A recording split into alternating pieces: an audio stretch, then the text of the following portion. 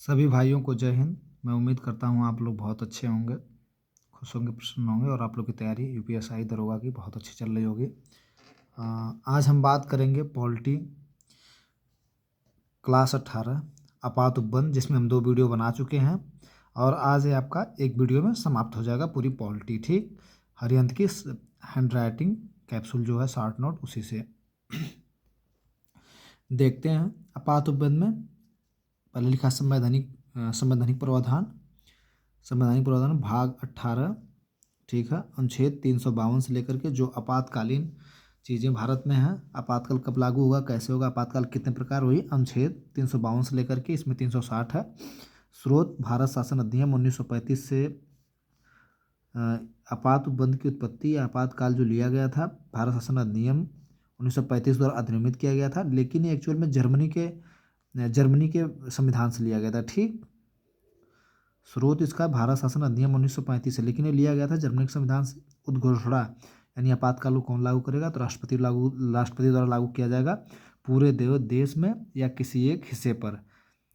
ये जो है कि संसद की सिफारिश पर ही लागू किया जाएगा राष्ट्रपति के द्वारा। ठीक, देखते हैं आपातकाल के प्रकार। एक होता है राष्ट्रीय आपात, दूसरा है राष्ट्रीय आपात पहला है, दूसरा है राज्य आपात जिसे राष्ट्रपति शासन बोलते हैं, तीसरा जो आपात है वित्तीय आपात है। ठीक, जो तीसरा आपात है वित्तीय आपात है। तो राष्ट्रीय आपात जो हम देखते हैं अनुच्छेद 352 में, राज्य आपात 356 365 में राष्ट्रपति शासन द्वारा, वित्तीय आपात अनुच्छेद 360 में। ठीक, राज्य आपात 356 365 जिसे राष्ट्रपति शासन भी कहा जाता है, राष्ट्रीय आपात 352 में, वित्तीय आपात फाइनेंस रिलेटेड 360 में। यानी ये कल 352 से लेकर के 360 तक आपातकाल की चर्चा की गई। ठीक, अब देखते हैं आपात के प्रकार। आपात के प्रकार हो गया। अब देखते हैं आपातकाल में राष्ट्रीय आपात क्या है, राष्ट्रीय आपातकाल कब लगेगा, कैसे लगेगा, क्यों लगेगा। ठीक, तो इसमें पहला ये है कि राष्ट्रीय आपात अनुच्छेद 352, इसमें हम देखते हैं युद्ध या सशस्त्र विद्रोह या बाह्य आक्रमण हो तो राष्ट्रीय आपात जो है कि लागू किया जाएगा। आंतरिक अशांति 44 संशोधन, इंदिरा गांधी की सरकार थी, वो आंतरिक अशांति पर जो है कि 44 संशोधन करके उन्होंने आपातकाल ला दिया था। इसका निलंबन जब किया गया अनुच्छेद 19 में, इसका निलंबन नहीं है। ठीक, अनुच्छेद 19 निलंबन नहीं होगा, 44 संशोधन करके कर दिया गया। जब भी राष्ट्रीय आपात लगेगा तो अनुच्छेद 19 निलंबन नहीं होगा। अब ये जो युद्ध या सशस्त्र विद्रोह या बाह्य आक्रमण पर आपातकाल लगेगा, किनके द्वारा, मतलब क्यों लगेगा, किसके सिफारिश पर लगेगा, राष्ट्रपति द्वारा। तो ये है कि मंत्रिमंडल की लिखित सिफारिश पर 1 महीने के अंदर विशेष बहुमत से दोनों सदनों में पास कराना होगा। यदि लोकसभा भंग है तो नई लोकसभा की प्रथम बैठक से 30 दिन के भीतर। ठीक, देखते हैं प्रत्येक 6 महीने बाद संसद से अनुमोदन होगा। मान लीजिए लंबा समय तक अगर आपातकाल चलता है तो 6 महीने करके वहाँ से जो है कि संसद से अनुमोदन होता रहेगा। ठीक, 44वें संशोधन से। ठीक, कुल अवधि अनिश्चित रहेगी। ठीक, संशोधन करके 6 महीने बाद फिर आगे बढ़ता रहेगा। समाप्ति लोकसभा के साधारण बहुमत से हो जाएगा। अब तक कुल 3 बार आपात लगा। पहली बार आपात जो लगा था 1962 चीन आक्रमण में, चीन से आक्रमण जब हुआ, चीन से जब युद्ध हुआ था। दूसरा हुआ था 1971 में भारत और पाकिस्तान के युद्ध में। 1975 में आंतरिक अशांति पर राष्ट्रपति कौन थे, फखरुद्दीन अली अहमद थे। ठीक, इसका प्रमुख वाद क्या, मिनर्वा मिल्स वाला। आपातकाल न्यायिक समीक्षा के अधीन अनुच्छेद 355 राज्यों में शांति स्थापित करना ताकि केंद्र का सरकार का दायित्व है। प्रमुख वाद मिनर्वा मिल द्वारा आपातकाल न्यायिक समीक्षा के अधीन अनुच्छेद 355 राज्यों में अशांति स्थापित करना केंद्र का दायित्व है। ठीक, आगे देखते हैं। अब राज्य आपात देखते हैं, राज्य आपात क्या होगा अनुच्छेद 355 से 365 में। इसमें क्या दिया गया है, संवैधानिक तंत्र विफल होने पर अनुच्छेद 356 में राज्य द्वारा केंद्र का निर्देश न मानना। ठीक, राज्य जब केंद्र कोई चीज़ कह रहा है या निर्देश दिख रहा है वो नहीं मान रही है तो अनुच्छेद 365 के द्वारा। ठीक, अब प्रक्रिया क्या इसकी होगी लगाने की, साधारण बहुमत 2 महीने के भीतर दोनों सदनों का अनुमोदन, प्रत्येक 6 महीने में संसद से मंजूरी, अधिकतम 3 वर्ष तक राज्यपात लग सकता है। ठीक, इसका प्रथम प्रयोग पंजाब में किया गया था 20 जून 1951 से सर्वाधिक बार मणिपुर और यूपी में, लगभग दोनों में 10-10 बार। ठीक, मणिपुर में भी, यूपी में मणिपुर में भी राष्ट्रपति शासन लगा हुआ है। अब देखते हैं इसके बाद इसका प्रभाव क्या होगा। मंत्रिपरिषद बर्खास्त, तो जब जिस स्टेट में लगेगा या जिस राज्य में लगेगा वहाँ पर क्या प्रभाव पड़ेगा, मंत्रिपरिषद बर्खास्त हो जाएंगे, विधानसभा निलंबित हो जाएगी, मौलिक अधिकार पर कोई प्रभाव नहीं पड़ेगा। अब देखते हैं शक्ति विभाजन समाप्त हो जाएगा। उद्घोषणा इसका राष्ट्रपति करेंगे, हटाना राष्ट्रपति द्वारा, किसी भी सदन की मंजूरी आवश्यक नहीं है। ठीक, अब देखते हैं इसका हम प्रमुख बात क्या है। आर.एस. बुम्मई मामला 1994 राष्ट्रपति शासन की उद्घोषणा न्यायिक समीक्षा से अलग नहीं है। ठीक, राष्ट्रपति शासन की उद्घोषणा न्यायिक समीक्षा से अलग नहीं होगी। A.K. बाबू बनाम भारत संघ। ठीक, राज्य सूची पर कानून बनाने की शक्ति संसद के पास है। राज्य सूची पर कानून बनाने की शक्ति संसद के पास है। बनाए गए कानून आपातकाल के बाद 6 महीने ही प्रभावी रहेंगे। बनाए गए कानून आपातकाल के बाद, मान लीजिए आपातकाल लग गया, कोई इमरजेंसी पड़ गई, तो उसमें जो है कि संसद के द्वारा कानून बनाया जाएगा, नया कानून चीज़ों चलाने के लिए, और उसके बाद वो 6 महीने तक ही वो प्रभावी रहेगा। ठीक, केंद्र का राज्यों को निर्देश देने की शक्ति है। केंद्र का राज्यों को निर्देश देने की शक्ति है। ठीक, अब वित्तीय आपात, राज्यपात हो गया जो राष्ट्रपति द्वारा राज्यों पर लगाया जाएगा, राष्ट्रीय पात भी हो गया। हम तीसरा देखते हैं वित्तीय पात, अनुच्छेद 360 में है। घोषणा वो हटाना राष्ट्रपति द्वारा 2 महीने के भीतर। हाँ, ये पूछता है कि आपात अनुबंध भाग कितने में है, तो अ से आपात, अ से 18 आप लोग याद कर लीजिएगा। ठीक, वित्तीय आपात अनुच्छेद 360, 2 माह के भीतर दोनों सदनों का अनुमोदन होगा, एक भी बार भी प्रयोग, अभी वित्तीय आपात एक बार भी नहीं लगा। प्रावधान, संघ और राज्यों के मध्य कर विभाजन स्थगित होंगे। संघ व राज्य कर्मचारियों के वेतन और भत्ते में कटौती की जाएगी जब वित्तीय आपात लगेगा तब। ठीक, अनुच्छेद 358 व 359 का मूल अधिकारों पर प्रभाव, जो अनुच्छेद 358 है उसका और 359, ठीक, दोनों का मूल अधिकारों पर क्या प्रभाव पड़ेगा, इसको हम देखते हैं। अनुच्छेद जो हमारा 358 में है अनुच्छेद, केवल 19 जो है कि प्रभावित रहेगा, जो 6 प्रकार के अधिकार हमारे यहाँ वो निलंबित हो जाएंगे। तो अनुच्छेद 19 के फर्स्ट में ए में है विचार व्यक्ति की स्वतंत्रता, और इसमें जो 6 अधिकार निलंबन की बात की गई है वो हमारा है वाक और व्यक्ति और प्रेस की स्वतंत्रता एक में। दूसरे में क्या है, शांतिपूर्ण सम्मेलन करने की स्वतंत्रता। तीसरे में क्या है कि संघ और समिति की गठन करने की स्वतंत्रता।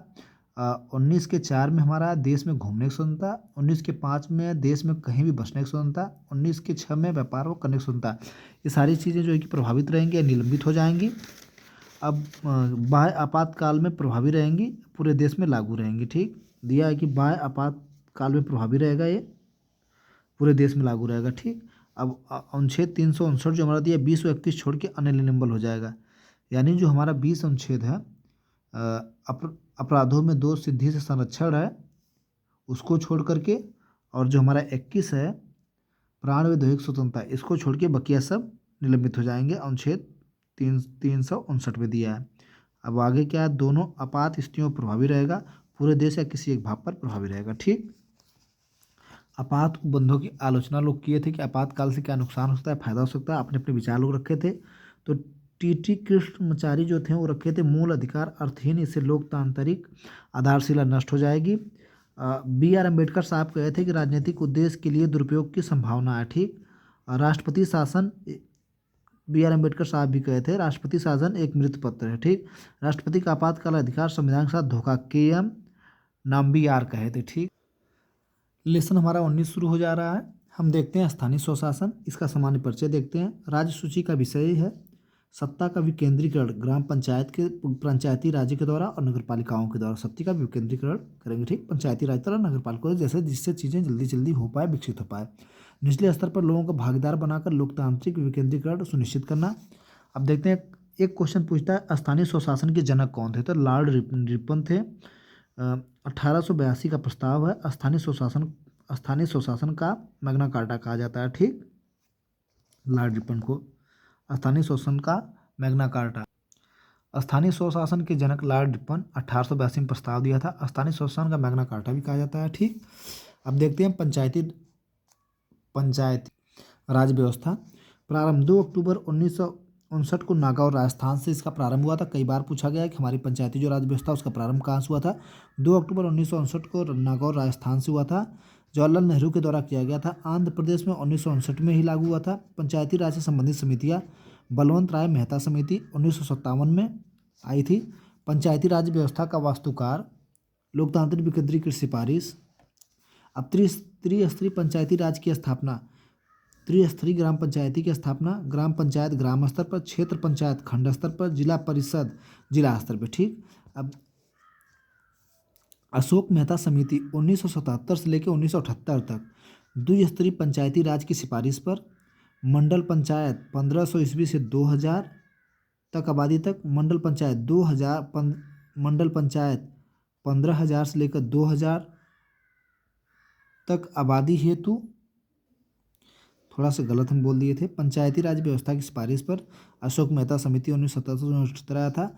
मंडल पंचायत में आबादी के हिसाब से यानी 15,000 से 20,000 तक आबादी हेतु ये अशोक मेहता समिति के द्वारा 2 स्तरीय पंचायती राज की व्यवस्था की गई थी। जिला स्तर पर जिला परिषद बनेगा। ठीक। त्रिस्तरीय पंचायती राज व्यवस्था में था। एल एम सिंघवी समिति 1986 पंचायती राज को संवैधानिक दर्जा देने की सिफारिश उन्होंने किया था। जो ये समिति थी, न्याय पंचायतें का गठन किया था। ठीक।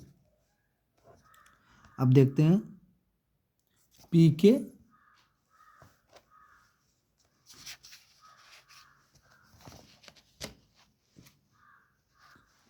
पीके थनुम समिति 1988 से लेकर 1989 तक, 1988 से लेकर 1989 तक चुनाव नियत समय पर कराना पीके थगुन समिति के द्वारा। 5 वर्ष का कार्यकाल निश्चित इनके द्वारा किया गया था। अब देखते हैं वीएन गार्डगिल समिति 1988 में पंचायत के 3 स्तरों पर सदस्य का निर्वाचन होगा। पंचायत के 3 स्तरों पर सदस्य का निर्वाचन होगा। पहला देखते हैं, ये हो गया आपका। अब यहाँ से देखते हैं सामुदायिक विकास योजना 1952 में प्रारंभ हुई थी। राष्ट्रीय विस्तार सेवा योजना प्रारंभ 1953 में हुई थी। 73वां वीएन गार्डगिल जो समिति 1988 में पंचायत के 3 स्तरों पर सदस्यों का निर्वाचित होगा। ठीक, इन्होंने दिया था। अब ये देखते हैं सामुदायिक विकास योजना 1952 में आई थी। राष्ट्रीय विस्तार सेवा योजना 1953 में आई थी। 73वां संविधान संशोधन अधिनियम 1992 में पीएम पीवी राव सिम्हा प्रधानमंत्री जो थे, पीवी नरसिम्हा राव थे। प्रभावी जो है कि ये हुआ 73वां संविधान संशोधन के द्वारा प्रभावी 24 अप्रैल 1943 में हुआ। ठीक।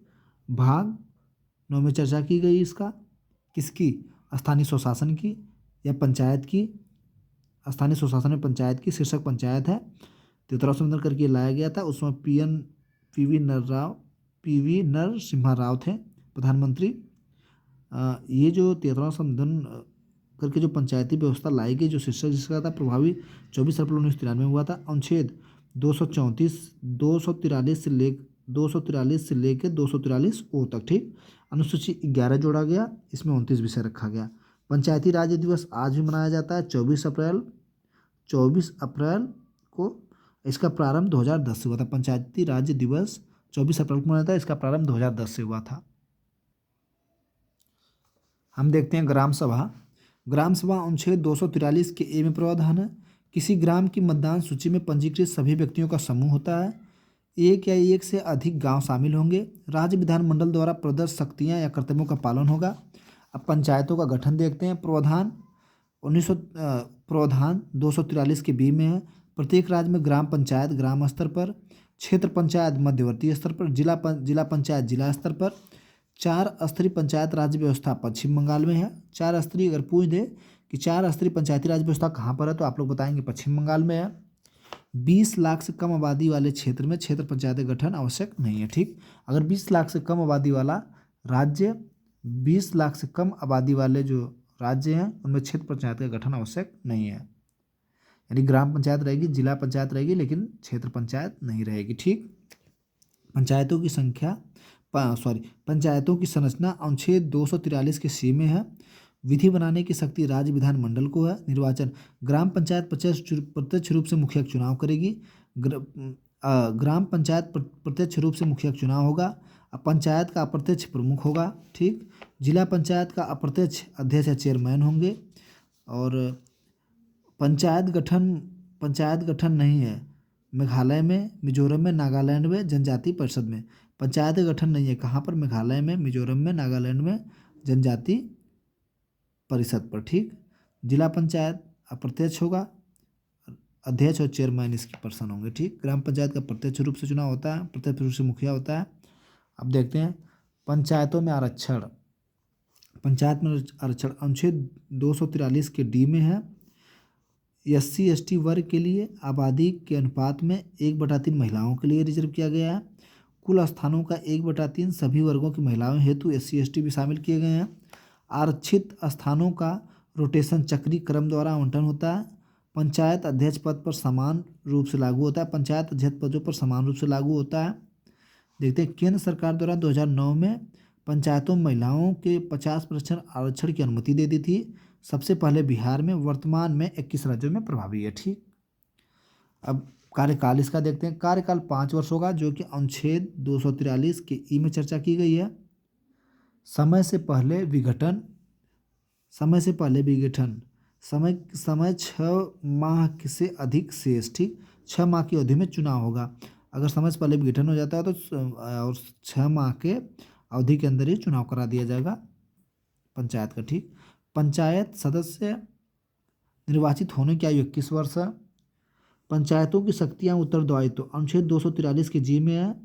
शक्ति जो उन्हें स्वशासन के रूप में कार्य करने के लिए सक्षम बना सके। राज्य विधानमंडल प्राधिकृत वित्त संबंधित उपबंध, पैसे का जो पंचायतों या जो भी जहाँ भी पास होता है उससे वित्त संबंधित उपबंध अनुच्छेद 243 की एच में है। राज्य विधानमंडल द्वारा अधिकृत होगा। कर शुल्क, पथकर व फीस के ग्रहण व विनियोजन आदि। अब इसमें देखते हैं राज्य वित्त आयोग अनुच्छेद 243 की आई में है। गठन राज्यपाल द्वारा प्रत्येक 5 वर्ष पर पंचायतों के वित्त व्यवस्था का पुनर्विलोकन हेतु। इसमें देखते हैं पंचायतों का लेखा परीक्षण अनुच्छेद 243 के जे में है। राज्य विधानमंडल द्वारा पंचायत के लेखाओं की परीक्षा हेतु बंद है। अगला देखते हैं राज्य निर्वाचन आयोग अनुच्छेद 243 के के में है। नियुक्ति राज्यपाल द्वारा। कार्य पंचायतों के लिए चुनाव करवाना, ठीक। न्याय पंचायत नगरवासियों के लिए न्याय, दीवान प्लस फौजदारी माला, अपराधियों पर जुर्माना 50 रुपये से 1000 तक, ठीक। अन्य उपबंध में देखते हैं राज्य निर्वाचन आयोग अनुच्छेद 243 के क्रम में नियुक्ति राज्यपाल द्वारा करते हैं। कार्य पंचायतों के लिए चुनाव करवाना, जो राज्य निर्वाचन आयोग रहेगा उसकी नियुक्ति 243 की के में होगी। नियुक्ति राज्यपाल द्वारा, नियुक्ति जो राज्यपाल करेंगे। कार्य इनका क्या होगा? पंचायतों के लिए चुनाव करवाना, ठीक। अन्य उपबंध में देखते हैं, अन्य उपबंध क्या है? संघ राज्य क्षेत्रों में लागू होना अनुच्छेद 243 के एल में है। कतिपय क्षेत्रों में लागू नहीं होना 243 के एम में है। विद्यमान विधियों व पंचायतों का बना रहना 243 के एन में है। निर्वाचन संबंधित मामलों में न्यायालय में हस्तक्षेप पर रोक 243 के ओ में है, ठीक। अब देखते हैं अनुसूचित क्षेत्रों में पंचायत विस्तार अधिनियम PES पेशा 1996 द्वारा 5वीं अनुसूची के क्षेत्र में भुरिया समिति की सिफारिश पर 10 राज्यों में लागू है, ठीक। देखते हैं 11वीं अनुसूची में वर्णित 19 विषयों में से कुछ प्रमुख विषय। अभी जो हम बता रहे थे कि उसमें 11वीं अनुसूची में 29 विषय जोड़ा गया, उनमें से कुछ स्पेशल विषय, प्रमुख विषय जो है वो कौन कौन से हैं। कृषि मतलब कि जो स्थानीय स्वशासन में या राज्य पंचायत में 29 विषय जोड़ा गया था। यहाँ पर देख लीजिए आप लोग, 29 विषय जोड़ा गया था। 29 विषय जोड़ा गया था अनुसूची 11 में, जो जोड़ा गया था 29 विषय, उसमें से कुछ प्रमुख विषय देख लेते हैं। कृषि विस्तार, पशुपालन, डेयरी उद्योग, बाजार में मेले, लघु वन उपज, पेयजल, पौध एवं अनौपचारिक शिक्षा, गरीबी उन्मूलन, परिवार कल्याण, सार्वजनिक वितरण प्रणाली, ठीक। अब नगर पालिका देखते हैं। संविधान 74वां संविधान संशोधन अधिनियम 1992 में नगर पालिका भाग 74 संविधान संशोधन करके नगर पालिकाएं जोड़ा गया 1952 में। भाग 9 के 1 में शीर्षक इसका क्या, नगर पालिका। अनुच्छेद 243 से लेकर 243 ZG तक, प्रभावी 1 जून 1993 से। अनुसूची नगर पालिका जो है कि जो शहर क्षेत्रों में उनके लिए व्यवस्थाएं की गई, बाजार जैसे होता है, गाँव के बाजार जो होते हैं। अनुसूची 12वीं में जोड़ा गया, इसमें 18 विषय था। अब सर्वप्रथम नगर निगम की स्थापना 1687 में मद्रास में हुई थी। इसके बाद 1973 के चार्टर्ड एक्ट द्वारा मद्रास, कल्याण, कलकत्ता, मुंबई में नगर पालिकाओं का गठन। नगर पंचायत निचली इकाई होगी जिसमें 10 से 20 हज़ार जनसंख्या। नगर पालिका परिषद मध्य में जिसमें 20,000 से 3 लाख तक जनसंख्या। नगर निगम 3 लाख से अधिक जनसंख्या में नगर निगम, 20,000 से 3 लाख जनसंख्या तक नगर पालिका परिषद मध्य में। नगर पंचायत निचली इकाई जहाँ 10 से 20,000 जनसंख्या रहेगी। ठीक, अब वार्ड देख लेते हैं। नगर पालिका में जो वार्ड आते हैं उनके वार्ड समितियों का गठन अनुच्छेद 243 की यस में 3 लाख या अधिक आबादी के लिए। जिला योजना समिति क्या, अनुच्छेद 243 के ZD में जिला स्तर पर गठित की गई थी। जिले की पंचायतों व नगर पालिकाओं के लिए विशेष विकास योजना का प्रस्ताव करना। महानगर योजना समिति अनुच्छेद 243 ZE में घोषणा राज्यपाल द्वारा की जाएगी। 10 लाख या अधिक आबादी वाले क्षेत्रों के लिए 1 या 1 से अधिक जिले शामिल होंगे। महानगर क्षेत्र के लिए विकास योजना तैयार करना। अब देखते हैं हम इसमें नगर निकाय देखते हैं। नगर निगम, नगर पालिका, अधिसूचित क्षेत्र परिषद, टाउनशिप, विशेष इमरजेंसी, मतलब महानगर क्षेत्र के लिए विकास योजना तैयार करना। नगर क्षेत्रीय समिति, तो नगर निकाय जो 8 प्रकार इसमें लिखा है, 8 प्रकार। ठीक, नगर निकाय के टोटल 8 प्रकार हैं। पहला नगर निगम, दूसरा नगर पालिका, तीसरा न्यास पटन या पोर्ट्रेस, अधिसूचित क्षेत्र परिषद, टाउनशिप कहा जाएगा, विशेष प्रयोजन एजेंसी, नगर क्षेत्रीय समिति, छावनी या परिषद। नगर निकाय के 8 प्रकार हैं। अब सरकारी समितियां देख लेते हैं। संवैधानिक दर्जा 97 संविधान संशोधन अधिनियम 2011 के द्वारा संवैधानिक दर्जा मिला था और इसको 9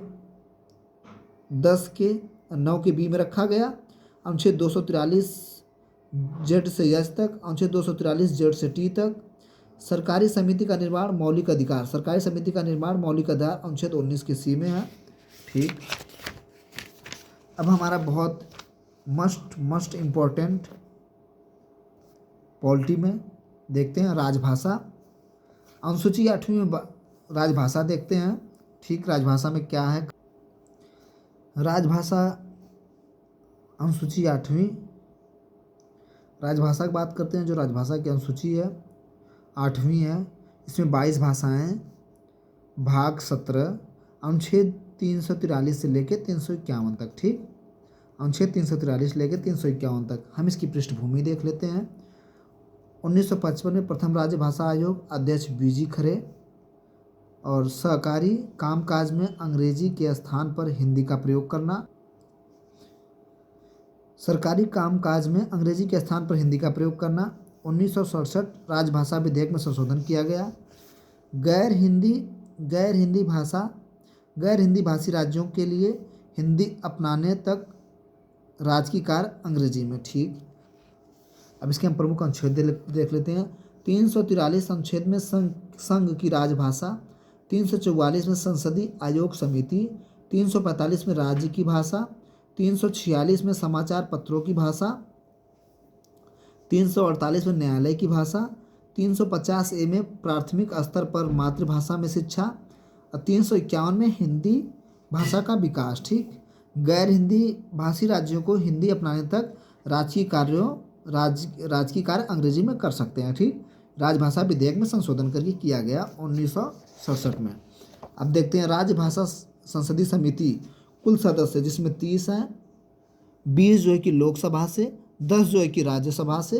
कार्य इनके क्या होंगे, सरकार के कामकाज में हिंदी की प्रगति की समीक्षा व उनसे जुड़ी प्रवृत्तियों पर सुझाव, प्रथम संयुक्त संसदीय समिति नवंबर 1957 में, अध्यक्ष गोविंद बल्लभ पंत थे। अब भाषा देख लेते हैं। मूल संविधान में भाषा 24 थी। जोड़ी गई भाषाएं कुल 8 हैं। शास्त्रीय भाषा कुल 11 हैं। पूछता है कि मूल संविधान में कितनी भाषा थी? 14। जोड़ी गई भाषा संविधान में संशोधन करके 8, शास्त्रीय भाषा 11।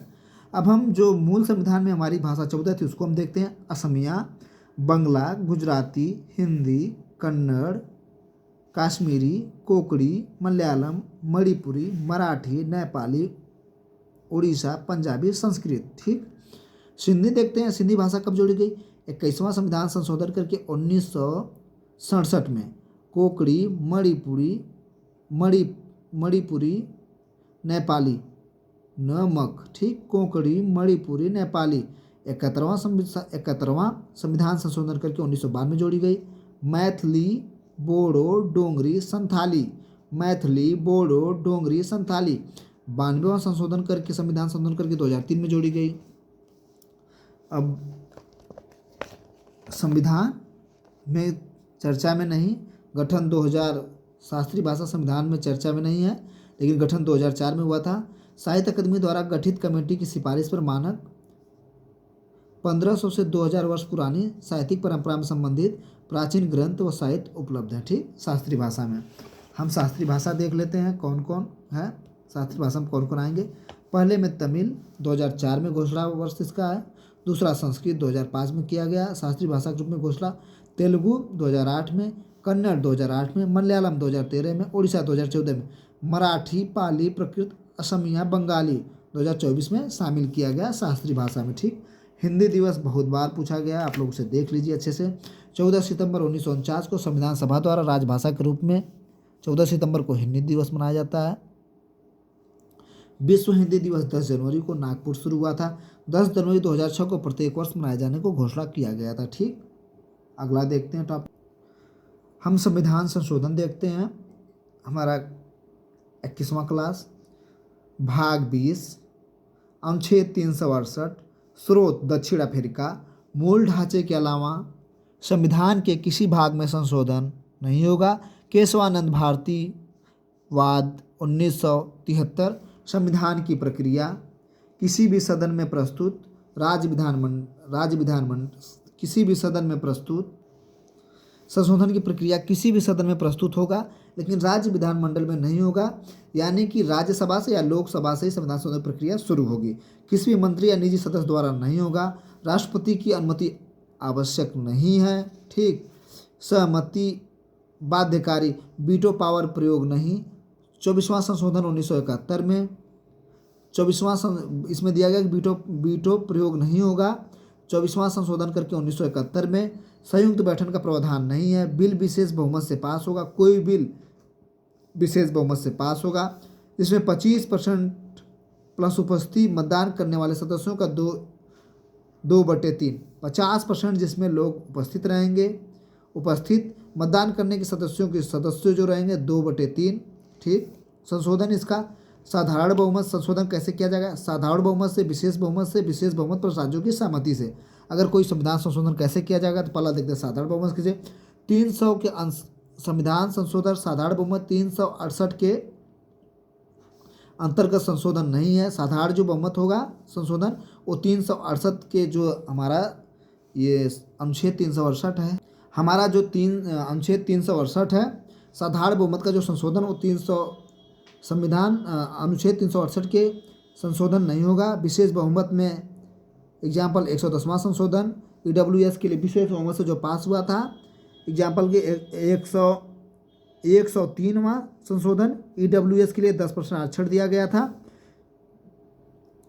उपस्थित सदस्यों का 2/3 भाग लोग इसमें हिस्सा लेंगे। ठीक। विशेष बहुमत देख लेते हैं। 103वां संशोधन करके EWS को 10% आरक्षण दिया गया था। उपस्थित सदस्यों का 2/3 यानी कि 2/3 बहुमत से कम ये पास होना चाहिए। जो उपस्थित सदस्य रहेंगे उनमें 2/3 यानी कि 2/3 बहुमत से बिल को कम से कम पास होनी चाहिए। ठीक है। विशेष बहुमत प्लस राज्यों की सहमति, उदाहरण GST। ठीक। विशेष बहुमत था, राज्य के सदस्यों की सहमति भी थी। उदाहरण के रूप में जीएसटी है। साधारण बहुमत देखते हैं। नए राज्यों का प्रवेश या गठन, ठीक। राज्य विधान परिषद का निर्माण या समाप्ति, 2019 में जम्मू कश्मीर में समाप्त कर दिया गया था। संसद सदस्यों का वेतन व भत्ते, साधारण बहुमत वाला जो होगा। नागरिकता प्राप्ति व समाप्ति आदि, साधारण बहुमत में। अब विशेष बहुमत में देखते हैं क्या क्या है। विशेष बहुमत में मूल अधिकार के बारे में चर्चा, राज्य के नीति निर्देशक तत्वों का संशोधन के बारे में, वे सभी उपबंध जो प्रथम व तृतीय श्रेणी में नहीं है, ठीक, वो सारे विशेष बहुमत में आएंगे। विशेष बहुमत प्लस राज्यों की स्वीकृति, राष्ट्रपति निर्वाचन प्लस प्रक्रिया, केंद्र राज्य कार्यकारी शक्ति विस्तार, उच्चतम व उच्च न्यायालय के बारे में संशोधन, विशेष बहुमत और राज्य की स्वीकृति के वस्तु एवं सेवा कर, ठीक। 7वीं अनुसूची में शामिल जितने विषय हैं उनको, संसद में राज्यों की प्रतिनिधि आदि, प्रमुख विद्वानों के कथन, भारतीय संविधान लचीलेपन व जटिलता के बीच बेहतर संतुलन है। भारत का जो संविधान है वो लचीलेपन व जटिलता के बीच बेहतर संतुलन है, केसी वियर के द्वारा। संशोधन प्रक्रिया सर्वाधिक स्वीकार्य भाग तथा उसके विविध गुणों वाला है, यानी संशोधन प्रक्रिया सर्वाधिक स्वीकार्य भाग तथा विविध गुणों वाला, ग्रेन मिले ऑस्टिन ने कहा था। अब हम देखते हैं संविधान, प्रमुख संविधान संशोधन। अब तक कुल 106 बार संशोधन हो चुका है। पहला संशोधन हुआ था हमारा 1991 में, मौलिक अधिकारों में समानता, स्वतंत्रता व संपत्ति की सीमित अधिकार, नवी सूची में जोड़ी गई भूमि सुधार कानून, जिसको निश्चित करके नवी सूची में जोड़ दिया गया था पहले भूमि सुधार कानून, ठीक है। नवी सूची जोड़ी गई भूमि सुधार कानून, पहले मौलिक अधिकार था, उसको फिर संशोधन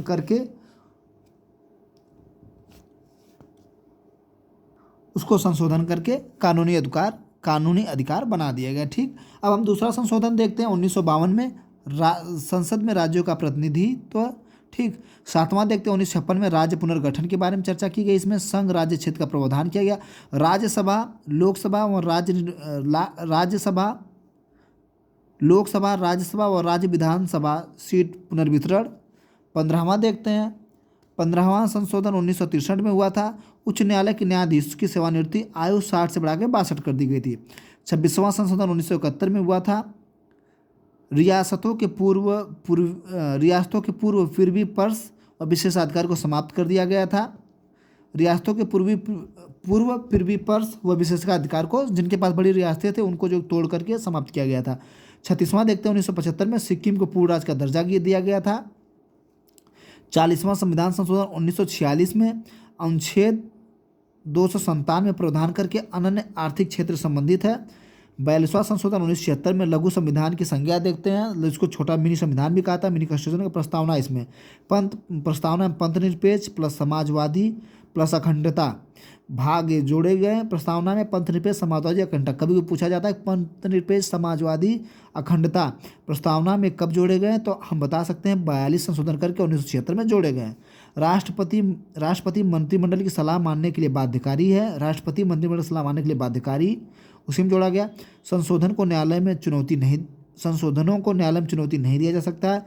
राज्य में आपातकाल 6 महीने या 1 वर्ष रहेगा। अब 44वां देखते हैं संशोधन 1978, जीवन व्यक्तिगत स्वतंत्रता और प्रेस स्वतंत्रता सुनिश्चित की गई। संपत्ति का अधिकार खत्म करके इसको मौलिक अधिकार, संपत्ति का अधिकार खत्म करके इसको मौलिक अधिकार बना दिया गया। संपत्ति का अधिकार को मौलिक अधिकार को समाप्त करके संपत्ति का अधिकार बना दिया गया था, ठीक। अब ये देखते हैं आंतरिक अशांति में सशस्त्र विद्रोह, ठीक, जोड़ा गया। आंतरिक अशांति में सशस्त्र विद्रोह में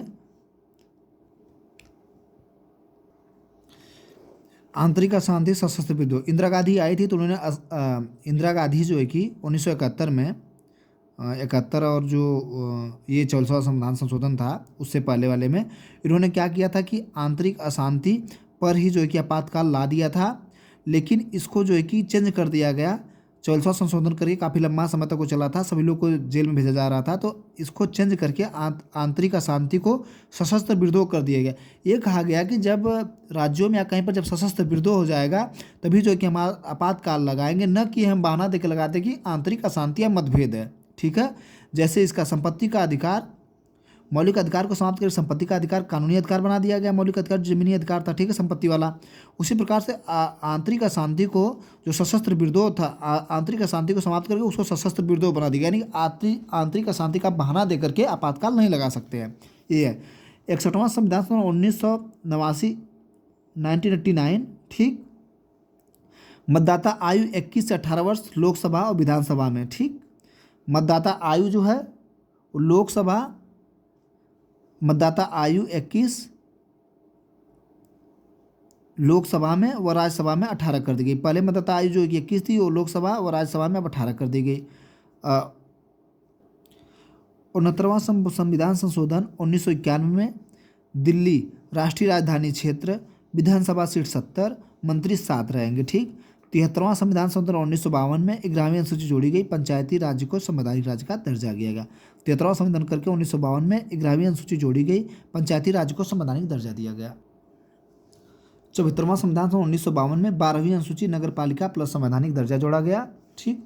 74वां संविधान 1952 में 12वीं अनुसूची नगर पालिका प्लस संवैधानिक दर्जा। 28वां संविधान संशोधन 28वां संविधान संशोधन 2003 में सेवाओं पर कर यानी जीएसटी वाला।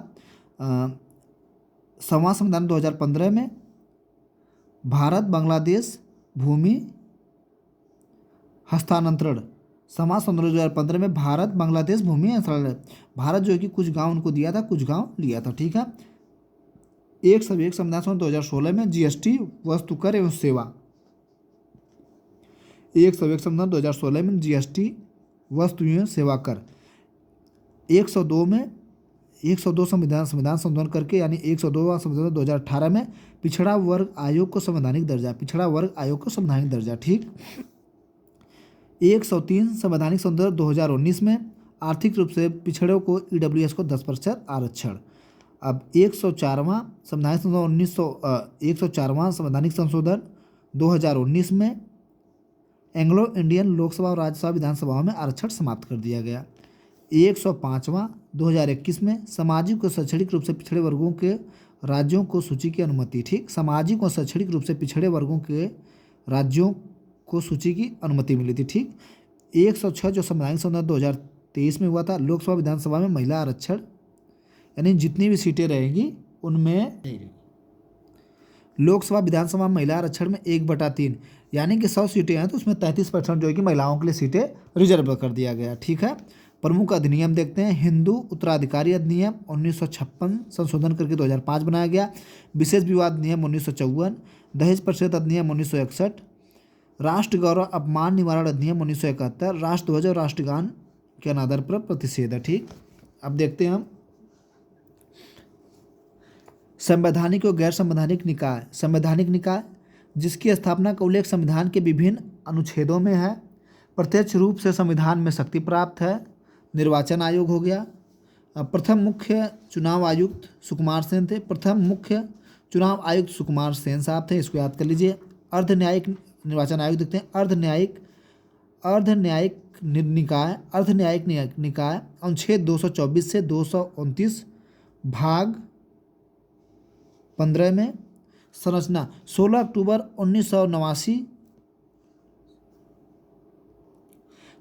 1989 से पूर्व एक सदस्यीय, 1 अक्टूबर 1993 से बहुसदस्यीय संरचना इसकी है। संरचना परिवर्तन राष्ट्रपति द्वारा, यानी एक मुख्य निर्वाचित आयुक्त होंगे, 2 अन्य निर्वाचन आयुक्त होंगे, यानी एक मुख्य निर्वाचन आयुक्त होंगे और 2 अन्य निर्वाचन आयुक्त। जब आप देखेंगे ज्ञानेश जो हमारे मुख्य निर्वाचन चुनाव आयोग के अध्यक्ष हैं, जब वो रहते हैं तो उनके बगल में 2 लोग और बैठे हैं, टोटल 3 लोग, ठीक। तो निर्वाचन आयोग में एक मुख्य निर्वाचन आयुक्त रहेंगे, 2 अन्य निर्वाचन आयुक्त रहेंगे, ठीक। नियुक्ति राष्ट्रपति द्वारा प्रधानमंत्री की अध्यक्षता वाली समिति की सिफारिश पर। 2 अन्य सदस्य, पहला पीएम द्वारा नामित केंद्रीय मंत्री 2023 के संशोधन से, और लोकसभा में विपक्ष का नेता, ठीक है। कार्यकाल 6 वर्ष या 65 वर्ष की आयु तक, अन्य 6 वर्ष या 62 वर्ष तक, ठीक है। त्यागपत्र राष्ट्रपति को देंगे। अपदस्थता, कदाचार तथा अक्षमता। मुख्य चुनाव आयुक्त सुप्रीम कोर्ट के न्यायाधीश की तरह काम करेंगे। अन्य निर्वाचन आयुक्त मुख्य चुनाव आयुक्त तो सुप्रीम कोर्ट के न्यायाधीश की तरह काम करेंगे। अन्य निर्वाचन आयुक्त तो मुख्य निर्वाचन आयुक्त की सिफारिश पर कार्य। संसद, जो निर्वाचन आयोग उनका कार्य क्या होगा?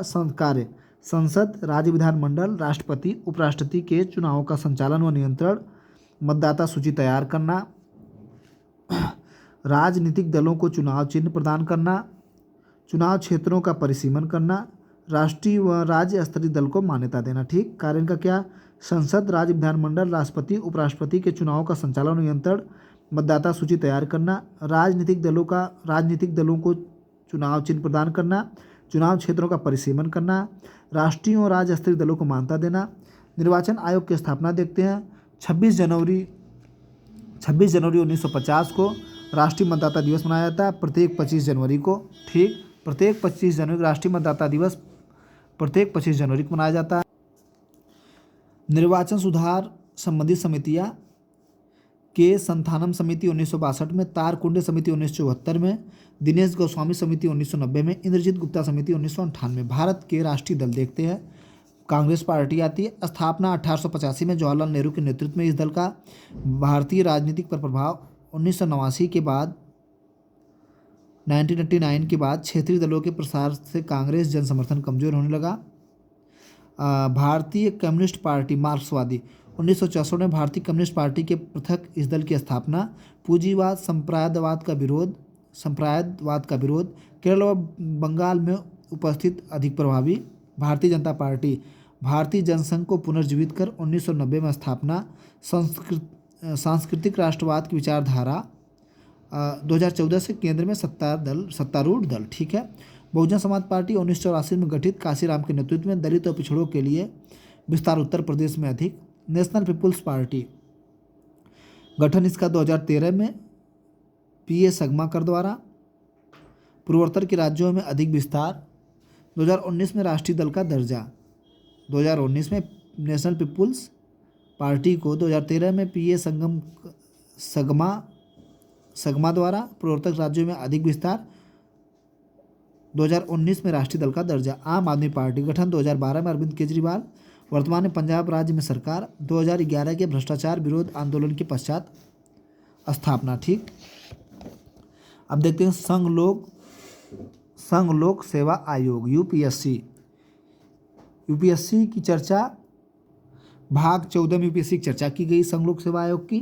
अनुच्छेद 315 से 223 संघ लोक सेवा आयोग केंद्र सरकार, राज्य लोक सेवा आयोग राज्य के लिए, संयुक्त लोक सेवा आयोग दोनों या अधिक राज्यों के लिए।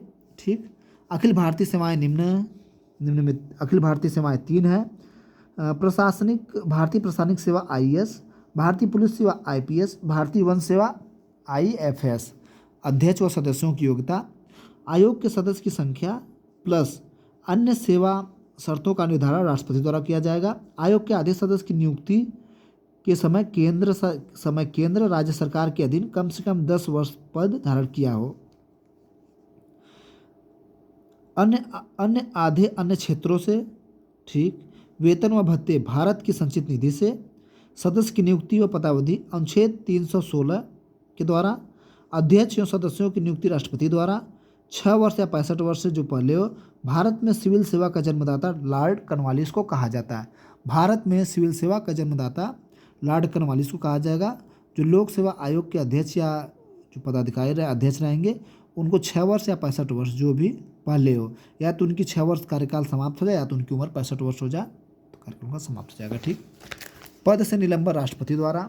ठीक, अध्यक्ष और सदस्यों को पदच्युत राष्ट्रपति के आदेश पर। प्रथम भारतीय आईसीएस सत्येंद्र नाथ टैगोर थे अध्यक्ष। अब देखते हैं अध्यक्ष पद व रिक्तियाँ। कार्यकारी अध्यक्ष और अध्यक्ष व सदस्य को पदच्युत राष्ट्रपति के आदेश पर उच्चतम न्यायालय के जांच के पश्चात। ठीक है, अगर अध्यक्ष व सदस्य को पदच्युत किया जाएगा, पद से हटाया जाएगा, लेकिन उच्चतम न्यायालय के जांच के पश्चात। आयोग के सदस्यों की सेवा की शर्तें राष्ट्रपति द्वारा निर्धारित की जाएगी। सर्वप्रथम लंदन और इलाहाबाद वर्तमान में प्रयागराज में सिविल सेवा की परीक्षा 1922 में प्रारंभ हुई थी। आयोग के कार्य अनुच्छेद 320 में है। संघ की सेवाओं में नियुक्ति के लिए परीक्षा का संचालन कराना। ये कार्य विस्तार की शक्ति संसद को अनुच्छेद 300 ये संघ की सेवाओं की नियुक्ति के लिए परीक्षा का संचालन करवाना। इसका कार्य विस्तार की शक्ति संसद को अनुच्छेद 321 में है।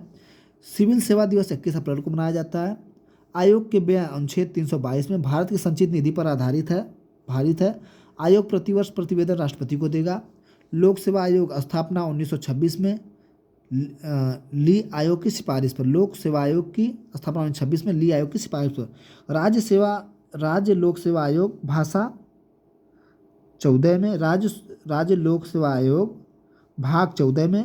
राज्य लोक सेवा आयोग भाग 14 में अनुच्छेद 315 से 223 में राज्य लोक सेवा आयोग देखते हैं।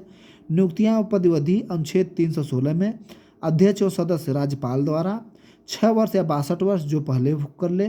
पदच्युत या निलंबन अनुच्छेद 317 में राष्ट्रपति द्वारा राज्यपाल द्वारा, ठीक। पदच्युत राष्ट्रपति द्वारा, निलंबन जो कि राज्यपाल द्वारा। संयुक्त लोक सेवा आयोग राज्य के अनुरोध पर संसद द्वारा।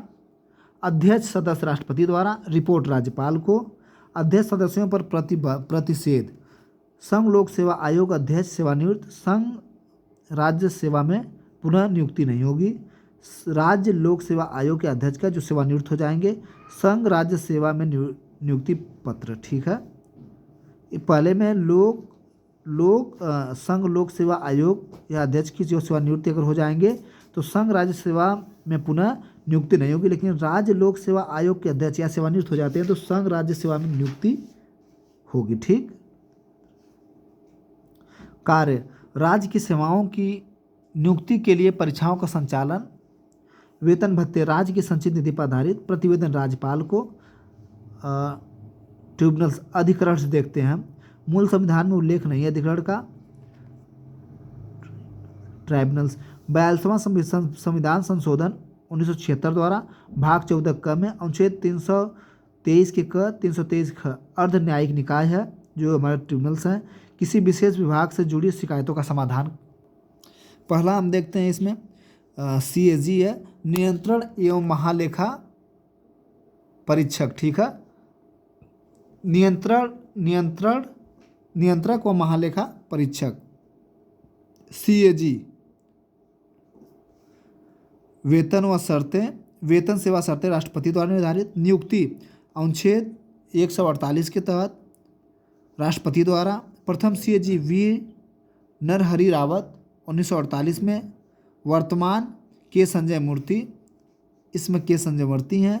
CAG अपदस्थता सर्वोच्च न्यायालय के न्यायाधीशों की भांति काम इनका करेंगे जो इनका पद होगा, ठीक। अपदस्थता सर्वोच्च न्यायालय के न्यायाधीश की भांति कार्यालय 6 वर्ष या 65 वर्ष तक दोबारा नियुक्ति नहीं होगी इनकी। सार्वजनिक धन प्रमुख कार्य सार्वजनिक धन का संरक्षक। संचित निधि खर्च की लेखा जोखा। केंद्र राज्य सरकारों की आय व्यय की देखरेख करना, उस पर नज़र बनाए रखेंगे CAG।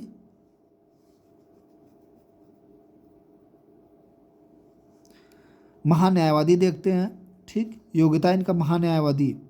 योग्यता सर्वोच्च न्यायालय का न्यायाधीश चुने जाने की योग्यता हो। संवैधानिक प्रावधान भाग 5 अनुच्छेद 76 में प्रथम विधि अधिकारी कहा जाता है या मुख्य कानूनी सलाहकार भी कहा जाता है। सदनी कार्रवाई भाग ले सकता है, मताधिकार का अधिकार नहीं है, ठीक है। महान्यायवादी जो रहते हैं वो सदनी कार्रवाई में भाग ले सकते हैं, उनको मतदान का अधिकार नहीं है। निजी कानूनी अभ्यास से वंचित नहीं है। निजी कानूनी अभ्यास से वंचित नहीं, ये मतलब अपनी प्रैक्टिस मतलब अपना काम अभ्यास कर सकते हैं, ठीक। वेतन व सेवा शर्तें राष्ट्रपति द्वारा निर्धारित की जाएगी। नियुक्तियां अनुच्छेद 76 के 1 में राष्ट्रपति द्वारा। प्रथम MC शीतलवाड़ा वर्तमान में R वेंकटरमणि हैं, ठीक। वस्तु एवं सेवा कर परिषद GST देखते हैं। वस्तु एवं सेवा कर परिषद देखते हैं। गठन इसका अनुच्छेद 279A में जो संशोधन 101 संशोधन करके 2016 में लाया गया राष्ट्रपति द्वारा। GST संरचना अध्यक्ष केंद्रीय वित्त मंत्री द्वारा। अध्यक्ष की केंद्रीय वित्त मंत्री हैं। वित्त प्रभारी केंद्रीय राज्य मंत्री। राज्यों के वित्त या राज्य सरकार द्वारा नामित मंत्री कोई एक उपाध्यक्ष होंगे। अब राष्ट्रीय अनुसूचित जाति आयोग देखते हैं। राष्ट्रीय अनुसूचित जाति आयोग नेशनल। गठन इसका अनुच्छेद 338 में संरचना अध्यक्ष उपाध्यक्ष 3 अन्य सदस्य होंगे। नियुक्ति राष्ट्रपति करेंगे। कार्यकाल 3 वर्ष होगा। कार्य इनका अनुसूचित जाति के संरक्षण एवं अन्याय के विरुद्ध जांच। राष्ट्रीय अनुसूचित जाति और जनजाति आयोग 65वां संविधान संशोधन करके अधिनियम 1990 में बनाया गया था। ठीक। अब राष्ट्रीय राष्ट्रीय अनुसूचित जनजाति आयोग गठन 338 के ए में, अनुच्छेद 338 के में 89वां संविधान संशोधन करके अधिनियम 2003 द्वारा 2004 में अस्तित्व में आया। राष्ट्रीय अनुसूचित जनजाति आयोग का राष्ट्रीय अनुसूचित जाति व अनुसूचित जनजाति आयोग में से विभाजित कर दिया गया। अच्छा, राष्ट्रीय अनुसूचित जाति एवं अनुसूचित जनजाति आयोग से विभाजित कर संरचना अध्यक्ष होंगे, उपाध्यक्ष होंगे, 3 सदस्य होंगे, उसी तरह जैसे राष्ट्रीय अनुसूचित जाति के थे। नियुक्ति राष्ट्रपति द्वारा।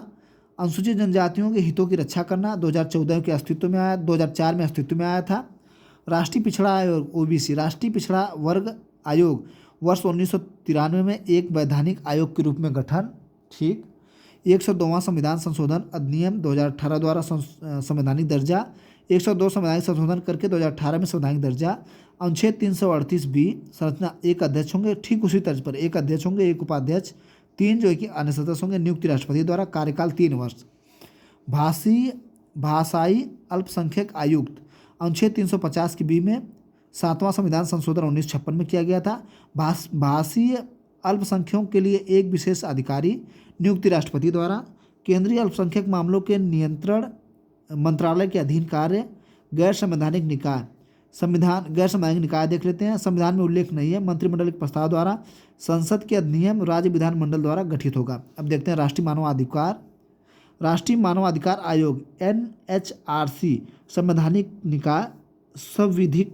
संविधिक निकाय। मानवाधिकार संरक्षण अधिनियम 1993। स्थापना 22 अक्टूबर 1993। प्रभावी 28 सितंबर 1993 में। कार्य देश में मानवाधिकारों की रक्षा करना। सदस्य एक अध्यक्ष प्लस 11 अन्य सदस्य। अध्यक्ष और सदस्यों की नियुक्ति राष्ट्रपति द्वारा। जो उच्चतम न्यायालय का मुख्य न्यायाधीश या न्यायाधीश रह चुका हो। अंतर्राष्ट्रीय मानवाधिकार दिवस 10 दिसंबर को मनाया जाता है। ठीक। अब देखते हैं कार्यकाल उसका। कार्यकाल 3 वर्ष या 70 वर्ष की आयु पूरा कर ले। प्रथम अध्यक्ष रंगनाथ मिश्रा, वर्तमान में श्री राम सुब्रमण्यम है। अब केंद्रीय सूचना आयोग देखते हैं। संवैधानिक निकाय सूचना का अधिकार अधिनियम 2005 के अंतर्गत। ठीक है। केंद्रीय सूचना अधिकार आयोग जन सूचना अधिकार इसे भी कहते हैं। संपूर्ण रूप से लागू 12 अक्टूबर 2005 में। संरचना एक मुख्य सूचना आयुक्त, अधिकतम 10 सूचना आयुक्त। ठीक है। नियुक्ति राष्ट्रपति द्वारा। कार्यकाल केंद्र सरकार द्वारा निर्धारित। केंद्रीय सतर्कता आयोग CBC। ठीक। केंद्रीय सतर्कता आयोग CBC स्थापना 1964 में। के संथानम समिति की सिफारिश पर 2003 में संसद द्वारा पारित कानून में संविधिक दर्जा। वर्ष 2004 में केंद्र द्वारा नामित एजेंसियों के रूप में अधिकृत। संरचना बहुसदस्यीय, एक अध्यक्ष, 2 या 2 से कम आयुक्त। नियुक्त राष्ट्रपति द्वारा। कार्यकाल 4 वर्ष या 65 वर्ष की उम्र तक। कार्य भ्रष्टाचार से संबंधित अपराधों की जांच करना केंद्रीय सत्ता आयोग का कार्य है। अब CBI केंद्रीय अन्वेषण ब्यूरो गठन 1963 में गृह मंत्रालय के संकल्प द्वारा के संथालन समिति द्वारा। शक्ति दिल्ली विशेष पुलिस अधिनिष्ठित अधिकारी अधिनियम 1946 के द्वारा। आदर्शवाक्य उद्यम, निष्पक्षता व ईमानदारी CBI। ठीक। नियंत्रण कार्मिक मंत्रालय के कार्मिक एवं प्रशिक्षण विभाग DOPT द्वारा। निर्देशक की नियुक्ति प्रधानमंत्री की अध्यक्षता वाली समिति की सिफारिश पर। कार्य भ्रष्टाचार और घूसखोरी आदि मामलों का संज्ञान। राष्ट्रीय महिला आयोग देखते हैं। गठन जनवरी 1992 में। राष्ट्रीय महिला आयोग अधिनियम 1990 में। राष्ट्रीय महिला आयोग का देखते हैं। संरचना एक अध्यक्ष, 5 सदस्य, 1 सदस्य सचिव। ठीक। प्रथम अध्यक्ष जयंती पटनायक, वर्तमान विजया किशोर राहटाटकर। ठीक है। नियुक्ति इनकी कौन करेगा? राष्ट्रीय महिला आयोग की नियुक्ति केंद्र सरकार द्वारा। कार्यकाल 3 वर्ष तक। मुख्यालय राष्ट्रीय महिला आयोग का नई दिल्ली। महिलाओं के अधिकारों की रक्षा करना। नीतिगत मामलों में सुझाव देना। राष्ट्रीय अल्पसंख्यक आयोग स्थापना 1978 में केंद्र सरकार के एक संकल्प द्वारा। संवैधानिक दर्जा 1992 में अल्पसंख्यक आयोग अधिनियम 1992 के तहत। राष्ट्रीय अल्पसंख्यक आयोग संरचना एक सभापति, एक उपसभापति, 5 सदस्य, लोकपाल एवं लोकायुक्त। केंद्र सरकार द्वारा अल्पसंख्यक का दर्जा जैन, पारसी, बौद्ध, सिख, मुस्लिम, ईसाई। ठीक। विश्व में प्रथम लोकपाल 1809 में स्वीडन में ओम्बुड्समैन नाम से। ठीक है, ओम्बुड्समैन नाम से विश्व में प्रथम लोकपाल। लोकपाल केंद्र स्तर पर गठन 2019 में। संरचना एक अध्यक्ष, अधिकतम 8 अन्य सदस्य, 50% ST SC OBC अल्पसंख्यक और महिला, 50% न्यायिक पृष्ठभूमि से। ठीक। लोकपाल की जांच भ्रष्टाचार के दायरे में PM भी ABCD के समूह ABCD के अधिकारी या कर्मचारी, मतलब PM भी व उनके जितने, मतलब कोई भी अधिकारी कर्मचारी उनके जितने भी हैं सभी लोग। नियुक्ति राष्ट्रपति द्वारा। समूह 5 वर्ष या 70 वर्ष तक। लोकपाल प्रथम लोकपाल पिनाकी चंद्र घोष। ठीक। प्रथम लोकपाल पिनाकी चंद्र घोष। वर्तमान लोकपाल अजय मानिकर राव कन्वीकर। ठीक। लोकपाल जांच के भ्रष्टाचार के दायरे में। लोकपाल की जांच के भ्रष्टाचार के दायरे में प्रधानमंत्री भी सभी लोग आ जाएंगे। ठीक, जब जांच होगी तो। लोकपाल लोकायुक्त। अब हम देखते हैं अगला। इसमें वर्तमान अध्यक्ष वर्तमान लोकपाल अजय मानिकर राव खनविलकर हैं। अब लोकायुक्त देखते हैं। राज्य स्तर पर राज्यपाल द्वारा। सर्वप्रथम कार्यालय स्थापना महाराष्ट्र 1971 में हुआ था। नीति आयोग देखते हैं। राष्ट्रीय भारत परिवर्तन संस्थान गठन 1 जनवरी 2015 में। योजना आयोग के स्थान पर न तो संवैधानिक और न ही संविधिक है। अध्यक्ष PM होगा। उपाध्यक्ष PM द्वारा नियुक्त। प्रथम अरविंद पनगड़िया, वर्तमान में सुमन बेरी हैं नीति आयोग के अध्यक्ष। कार्यकारी अधिकारी BVR सुब्रमण्यम। कार्यकारी अधिकारी BVR सुब्रमण्यम। अब हम इसकी परिशिष्ट देखते हैं, जिसको हम अगले में एक 5 मिनट या 10 मिनट की वीडियो में कवर करा देंगे। पूरा हमारी पॉलिटी समाप्त होती है। आप लोग तीनों क्लास देख लीजिए, प्लेलिस्ट भी बना देंगे। अगर अच्छा लगा हो तो आप लोग अवश्य हमारे चैनल को सब्सक्राइब करिए, और टेलीग्राम चैनल बना करके हम बहुत जल्द इसकी PDF स्कैन कर लिए हैं, इसको अपलोड कर देंगे। आप लोग को PDF बहुत जल्द मिल जाएगी। थैंक यू, धन्यवाद।